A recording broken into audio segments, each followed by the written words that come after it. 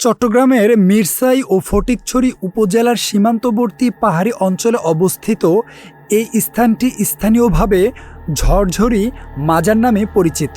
লোকালয় থেকে কয়েক কিলোমিটার দূরের দুর্গম পাহাড়ি পথে হেঁটে সেখানে পৌঁছাতে হয়, যেখানে চারপাশে ঘন জঙ্গল ও প্রায় জনমানব শূন্য নীরব পরিবেশ দেখা যায়।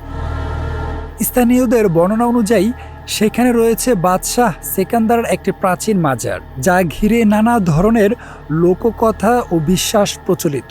মাজারের পাশেই একটি পাহাড়ি ঝর্ণা রয়েছে, যেটি সারা বছর পানি প্রবাহিত রাখে। স্থানীয়রা এটিকে একটি বিশেষ তাৎপর্যপূর্ণ ও অনেক ক্ষেত্রে আধ্যাত্মিকভাবে গুরুত্বপূর্ণ বলে মনে হয়।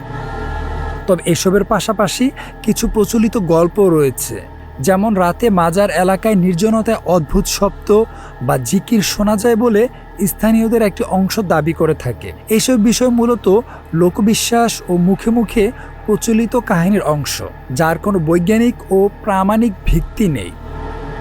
Mahadi Hasan, news flash 71।